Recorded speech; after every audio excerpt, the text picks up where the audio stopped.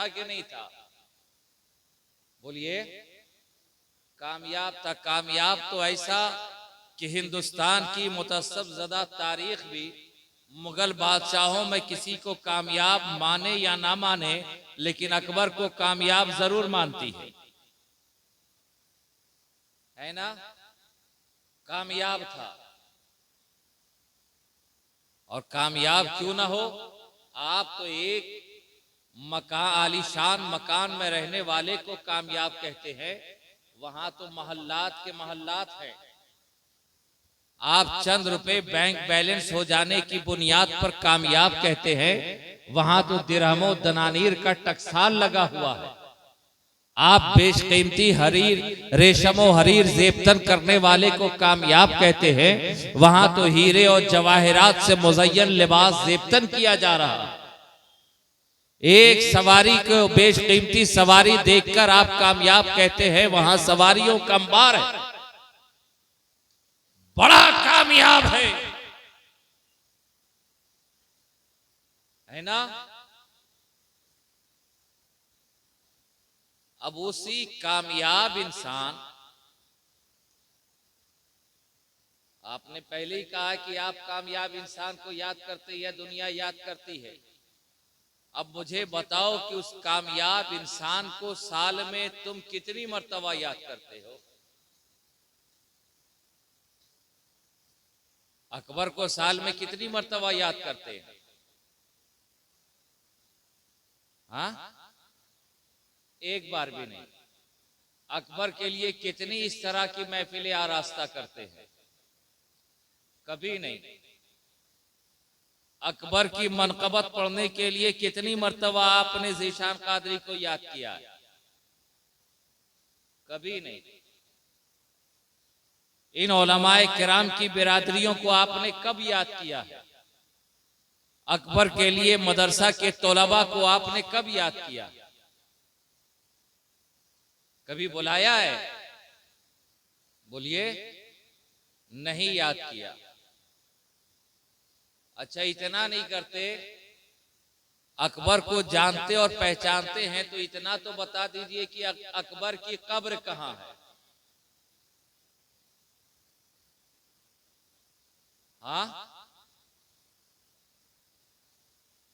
संजीदगी का माहौल है। मैं नहीं चाहता कि इसमें कुछ माहौल में खराबी पैदा हो, और मैं आपसे मुतालबा भी नहीं करूंगा कि इधर से उछलकर, उधर से मचलकर, तड़प कर, लपट कर आप सुभान अल्लाह अल्हम्दुलिल्लाह कहें, बल्कि मैं तो अपनी गुफ्तगू से पेशतर ही कह देता हूं कि जितना मचलना था मचल चुके, उछलना था उछल चुके। मेरी गुफ्तगू संभल कर सुनिएगा, तो कम से कम जबान पे हाँ ना जारी रहे। अकबर की कब्र कहां है? पीछे वाले नहीं मालूम है, कभी अकबर को याद नहीं करते। इतने कामयाब इंसान को, मुगल बादशाह को याद नहीं करते। आगरा, एक किसी ने बीच में लुकमा दिया। आगरा में कहा?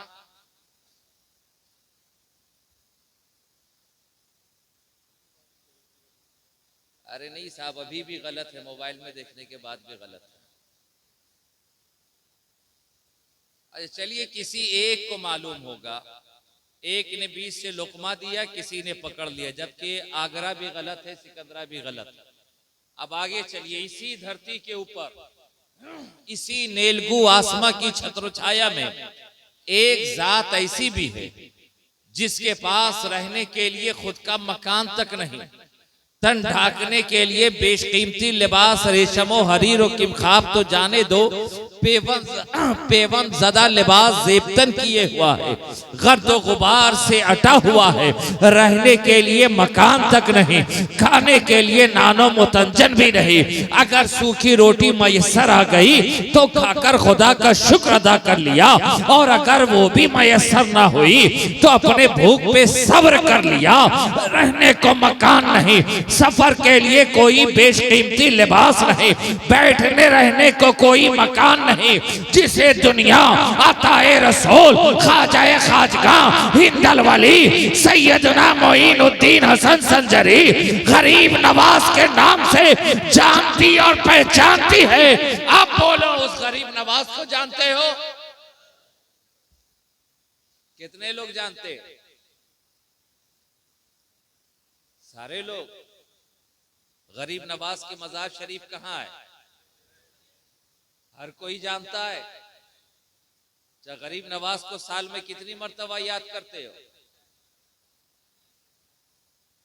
हर दिन। और हर दिन दूर की बात, हर वक्त।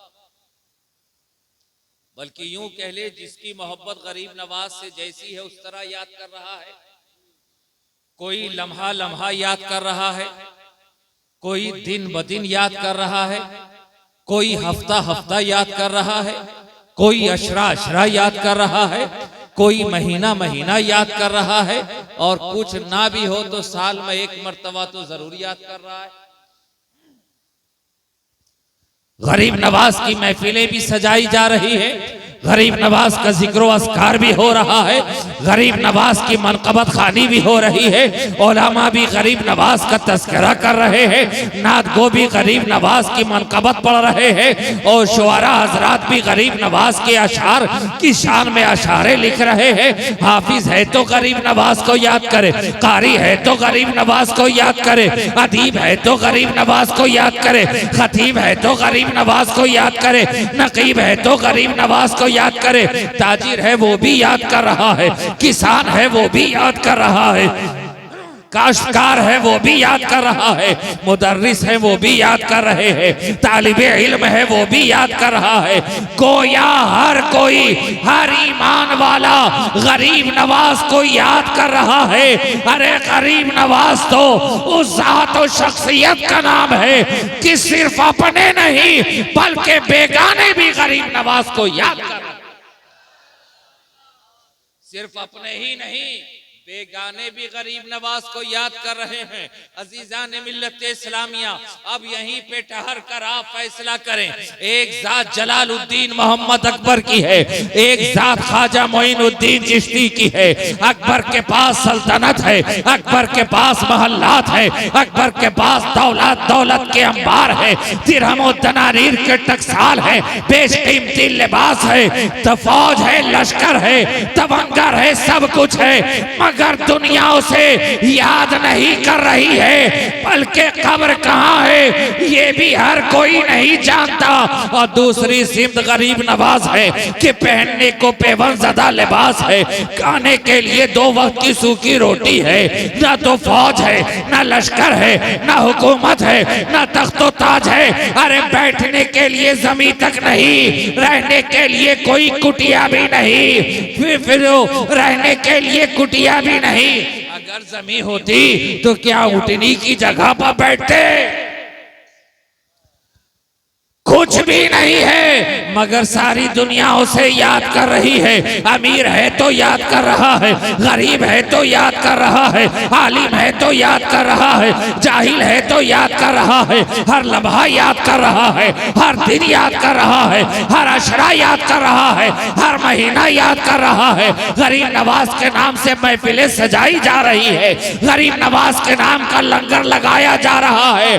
अब दोस्तों फैसला करो, जिसे दुनिया कभी याद नहीं करती वो अकबर कामयाब है, या जिसे दुनिया हर लम्हा याद करती है वो गरीब नवाज कामयाब है?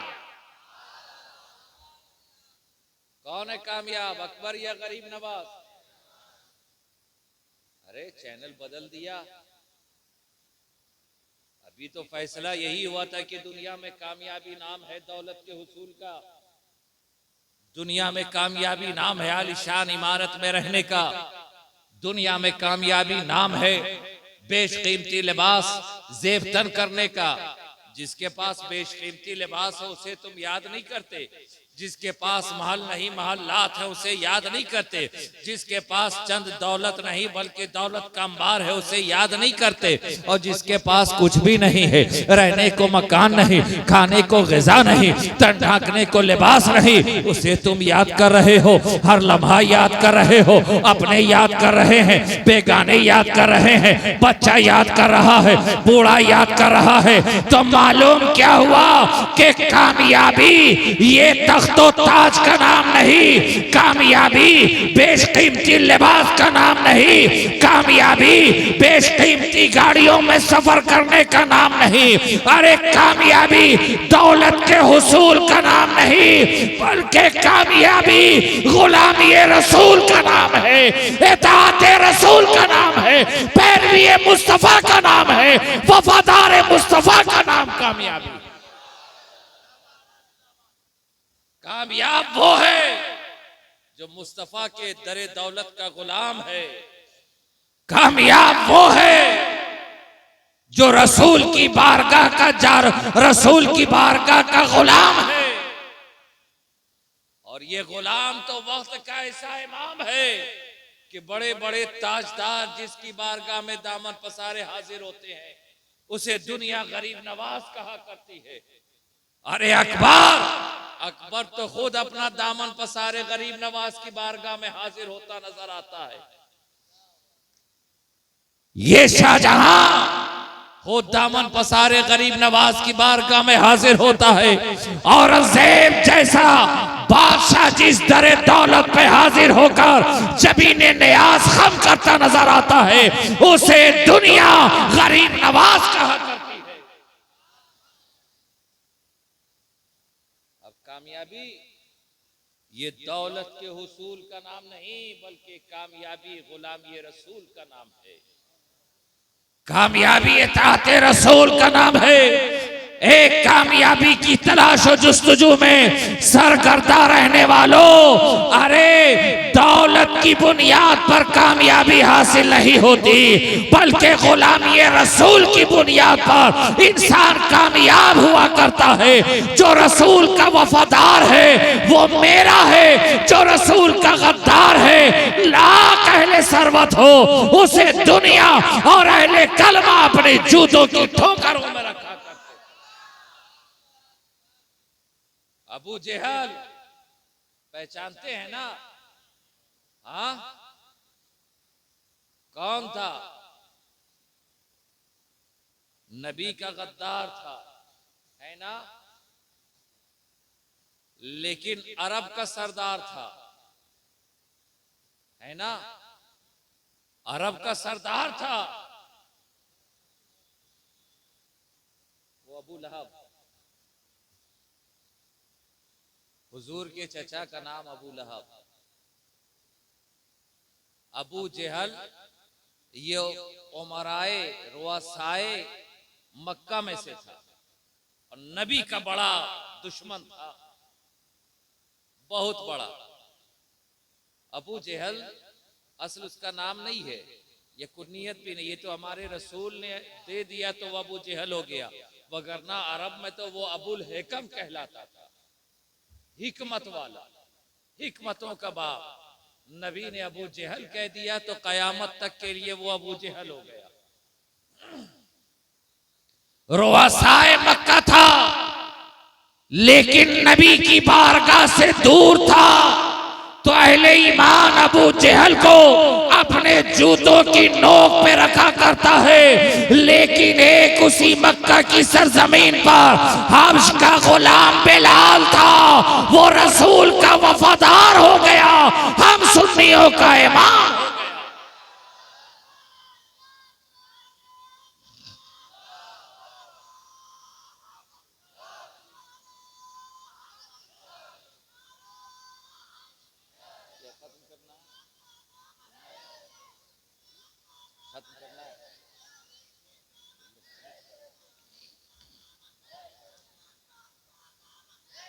अजीजान मिल्लत इस्लामिया, गुलामी इश्क रसूल का नाम है, कामयाबी इश्क रसूल का नाम है, कामयाबी गुलामी रसूल का नाम है।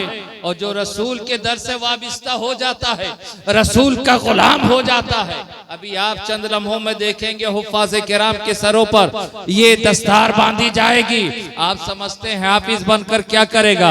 अजीजा ने मिल्लत इस्लामिया, अब तक वो किसी का बेटा रहा होगा, किसी का नवासा और पोता रहा होगा।